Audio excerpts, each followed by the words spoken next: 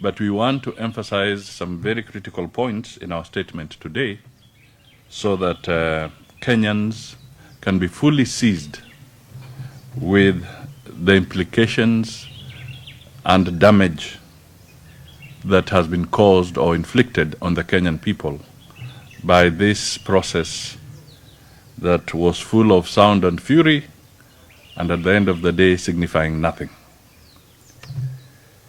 Our statement is dated Friday, 1st April 2022.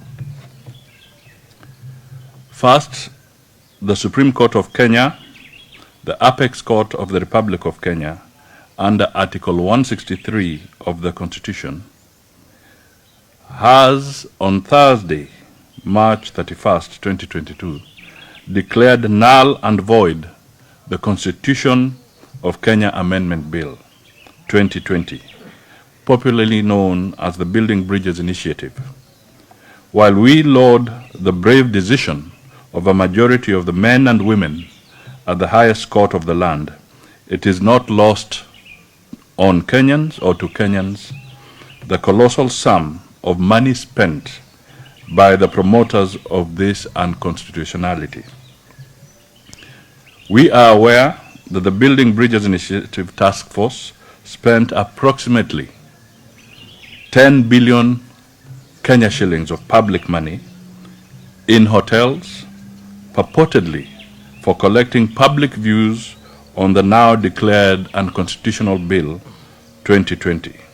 Further, we are aware that some accounting officers particularly violated the provisions of Section 66(1) subsection A of the Public Finance Management Act of 2012 by using public funds to finance the hefty expenses associated with the popularization of the BBI initiative. It is important to note that public funds used in the constitutional process were not appropriated by the National Assembly for the purpose, but were rather an illegal diversion of public funds by some public officials who decided to use their offices to finance politics contrary to the Constitution and the Public Finance Management Act of 2012. We wish to remind the handshake duo and BBI promoters who misused their offices in diverting public funds to the BBI initiative that they are accountable to the public for their illegal decisions and actions as per Article 73(2)(d) of Chapter 6 of the Constitution.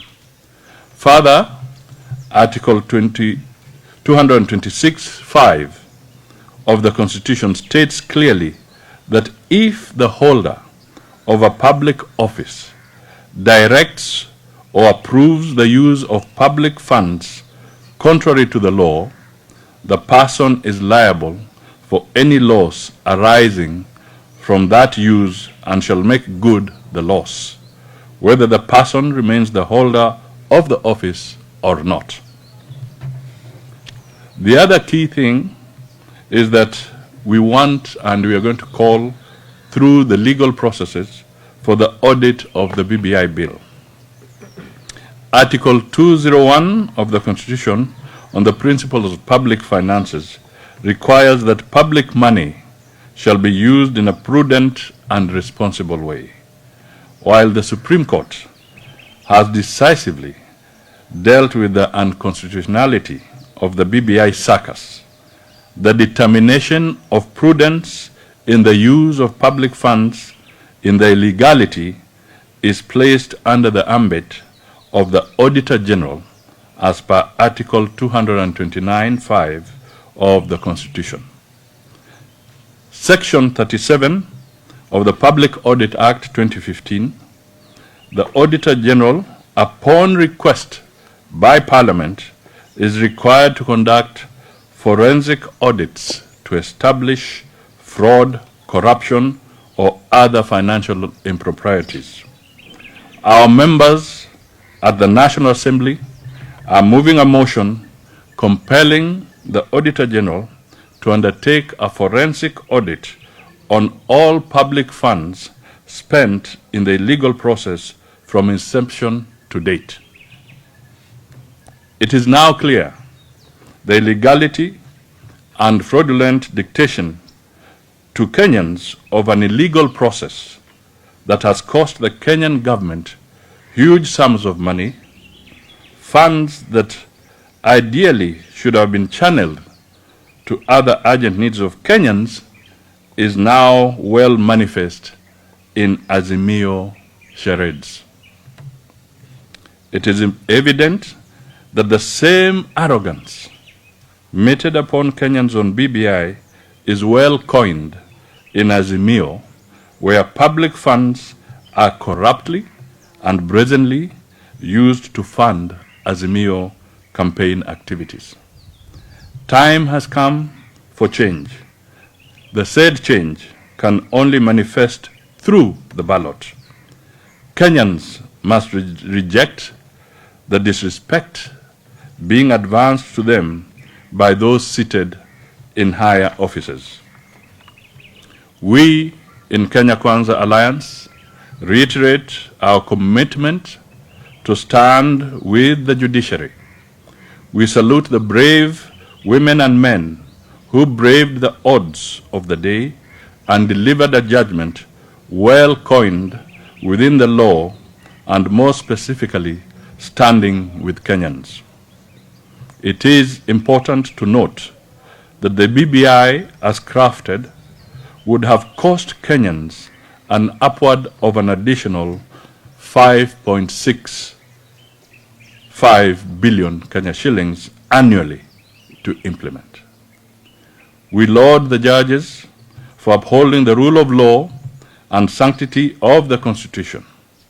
We reaffirm our resolve to actualize Article 173 of the Constitution on the Judiciary Fund. We applaud the Supreme Court for standing together with the people in their commitment to jealously guard and defend the sanctity of the Constitution. We are therefore reminded that, and I quote Abraham Lincoln, "It is apparent that the people are the rightful masters of the cause." Masters of the cause. It is apparent that the people are the rightful masters of the cause, not to overthrow the Constitution, but to overthrow the men who pervert the Constitution. Time is nigh for the Kenyan people to send the Handshake Brothers home. We have a date with them on the 9th of August, 2022, when we enter the ballot booth. It is clear that the handshake reggae has been stopped and time for the Kenyan people to be serenaded with the tunes of changing the economy, the tune capsulated in the new dance, the dance to make Kenya a safe haven for all, a just society, and one that each Kenyan has their dignity intact and takes pride in.